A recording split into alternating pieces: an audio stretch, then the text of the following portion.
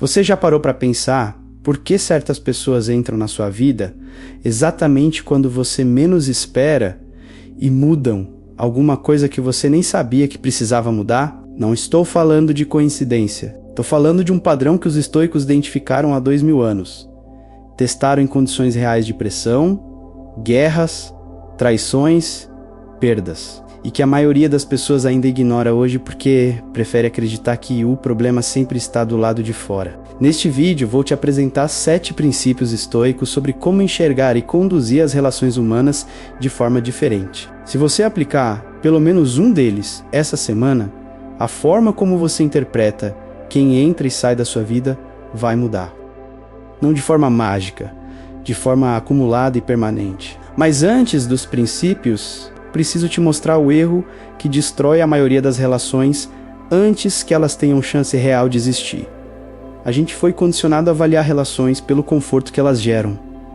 Se é fácil, é certo. Se é difícil, é sinal de que não deveria estar ali. Esse critério parece sensato até você perceber que as relações que mais te desenvolveram na vida foram exatamente as que mais te custaram algo. Não porque sofrimento é virtude, mas porque crescimento real raramente chega embrulhado em facilidade. A dificuldade não é o sinal de que a relação está errada.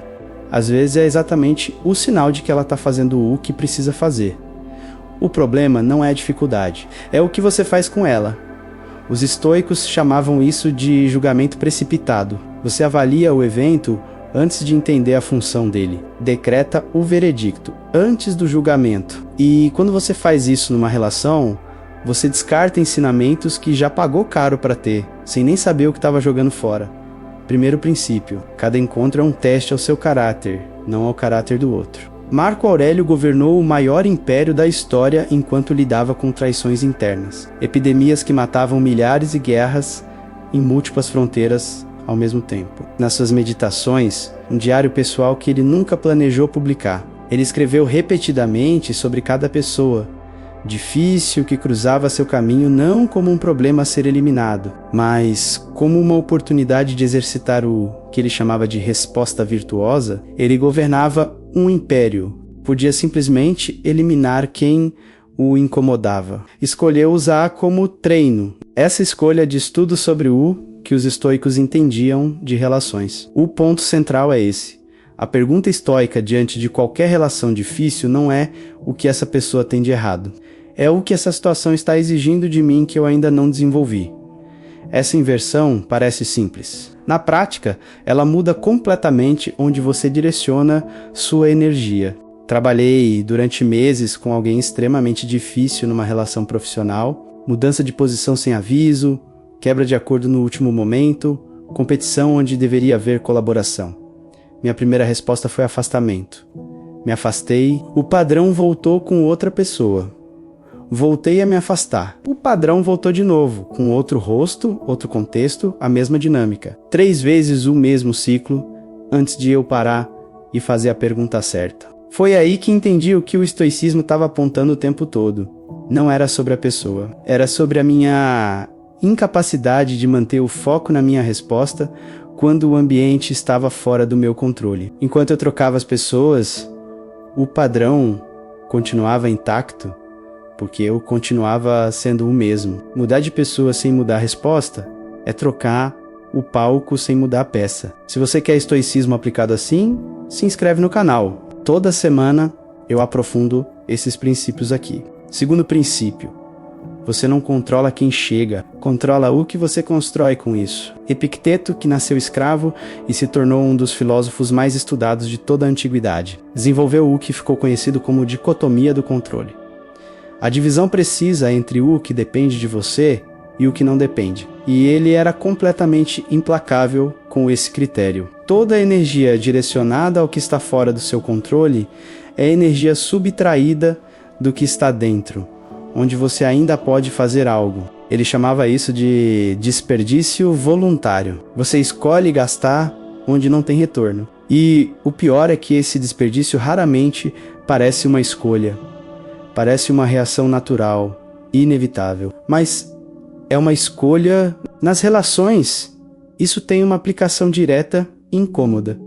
Você não controla se alguém vai embora. Não controla como alguém interpreta o que você disse. Não controla se a pessoa que você escolheu vai escolher você de volta. Não controla o tempo que alguém leva para mudar, nem se vai mudar. O que você controla é a qualidade da sua presença. Enquanto a relação existe, a clareza do que você comunica e a integridade da sua resposta quando ela termina. Quem tenta controlar o que está fora do controle não fica em paz. Fica exausto. E uma pessoa exausta não sustenta nenhuma relação bem, nem as que realmente importam. O cansaço de tentar controlar o incontrolável drena exatamente a energia que as relações boas precisam para sobreviver. Você gasta o melhor de você tentando segurar o que não pode segurar e entrega o resto para quem merecia o melhor. Terceiro princípio. A virtude que você pratica define o nível de relação que você consegue sustentar. Existe uma lei silenciosa nas relações que ninguém gosta de admitir porque ela coloca a responsabilidade de volta em você. Você não atrai quem você quer. Você atrai quem você é. Não no sentido vago de energia e vibração. No sentido concreto de que o nível de integridade que você pratica no dia a dia define o nível de profundidade que você consegue manter com alguém ao longo do tempo. E mais do que isso, define o nível de profundidade que você consegue reconhecer quando aparece na sua frente. Você já tentou ter uma conversa honesta com uma pessoa que vive na superficialidade? Não adianta, não porque ela seja má, mas porque ela nunca desenvolveu a capacidade de estar naquele nível de troca. O espaço interno dela simplesmente não comporta isso. Não é falta de vontade, é falta de construção. Ninguém sustenta um nível de relação que nunca praticou. O mesmo vale para você. Se você quer relações com lealdade real, você precisa praticar lealdade real nas situações onde trair seria mais fácil e mais conveniente. Se você quer relações com honestidade, você precisa escolher a honestidade quando a mentira seria mais cômoda. Parece óbvio quando escrito assim, mas a maioria das pessoas espera receber o que não pratica. Cada escolha pequena nessa direção está construindo ou destruindo a sua capacidade de sustentar o que você diz que quer. Epicteto não via virtude como um estado que você alcança um dia e mantém para sempre. Via como uma prática que você escolhe ou abandona a cada decisão pequena, todos os dias, sem exceção. Qual desses 3 primeiros princípios chegou mais perto de algo que você está vivendo agora? Comenta aqui. Quarto princípio. Desapego não é frieza. É a condição para amar com integridade. Esse é o princípio que mais gera resistência, porque a cultura romantizou o apego de forma profunda. A gente cresceu acreditando que quanto mais você precisa de alguém, mais profundo e real é o sentimento. Que o sofrimento da ausência prova a grandeza do amor. Que ciúme é sinal de cuidado. Que possessividade é sinal de valor. Essa crença não é poética. É uma armadilha que transforma relacionamento em dependência disfarçada de afeto. E dependência não é amor, né? É medo com outro nome. Os estoicos observaram exatamente o oposto. O apego excessivo não protege a relação. Ele a sufoca lentamente. E quando ela termina, inevitavelmente o apegado não fica destruído porque amou demais. Fica destruído porque havia transferido completamente para outra pessoa a responsabilidade pela própria estabilidade emocional. Quando a pessoa vai, a estabilidade vai junto, porque nunca foi sua. Você não perde um amor, você perde o chão que você tinha terceirizado. Marco Aurélio perdeu vários filhos ainda crianças. Ele não escreveu sobre isso com indiferença ou negação. Escreveu sobre a capacidade de amar plenamente sem transformar a permanência do outro em condição para a sua própria integridade. Essa é a distinção que os estoicos faziam com clareza. Amar com escolha, não com necessidade. Quando você para de precisar de alguém para se sentir inteiro, você começa a escolher estar ali todos os dias. E escolha sustentada tem um peso completamente diferente de dependência sustentada. Quinto princípio. O ressentimento é um custo que você paga, não a outra pessoa. Sêneca escreveu algo que parece simples, mas demora para ser realmente digerido. O dano que o ressentimento faz a quem o carrega é sempre maior do que o dano que a outra pessoa causou, porque a outra pessoa seguiu em frente, você ficou parado no mesmo ponto, alimentando algo que ela nem sabe que ainda existe. Você está pagando sozinho por uma dívida que já venceu. E pagando com juros Cada dia de rancor é um dia a menos de presença real nas relações que existem agora. A maioria confunde perdão com absolvição. Acha que perdoar é dizer que o que aconteceu foi aceitável ou que a pessoa não merecia consequências.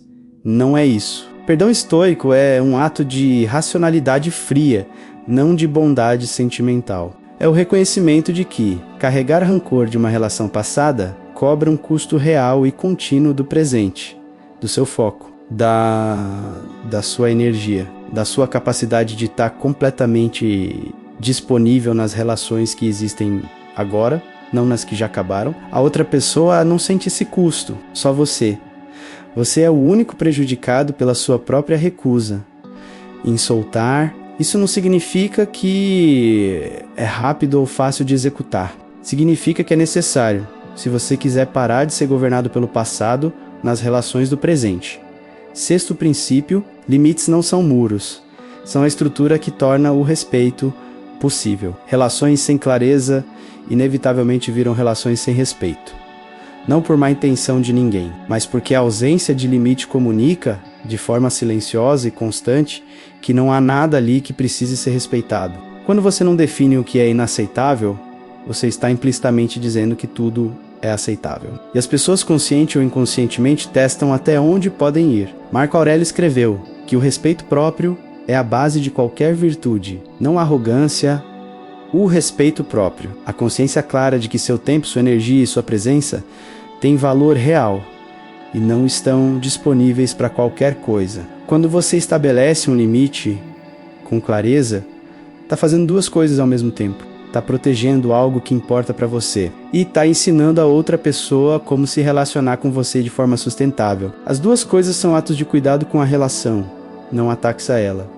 Limite bem colocado não afasta quem é certo. Afasta quem precisava que você não tivesse nenhum, e isso não é perda, é filtro. O problema é que a maioria das pessoas confunde clareza com agressividade. E aí evita o limite, para parecer tolerante, para não criar atrito, para ser visto como alguém fácil de conviver. O resultado é ressentimento acumulado em silêncio. Até o ponto em que a relação quebra de forma muito mais violenta e definitiva do que qualquer conversa difícil teria sido. A conversa que você evitou por meses destruiu a relação que você queria preservar. Sétimo princípio: cada relação que terminou deixou um dado. Ignorar esse dado é desperdiçar exatamente o que você pagou para aprender. Os estoicos praticavam a revisão diária não como punição ou como exercício de culpa, mas como extração sistemática de informação. A pergunta não era por que isso aconteceu comigo, era o que esse evento revela sobre o que ainda preciso desenvolver em mim. A diferença entre essas duas perguntas é a diferença entre ficar paralisado e seguir em frente com mais clareza. Uma pergunta te mantém como vítima do evento, a outra te coloca como agente do que vem depois.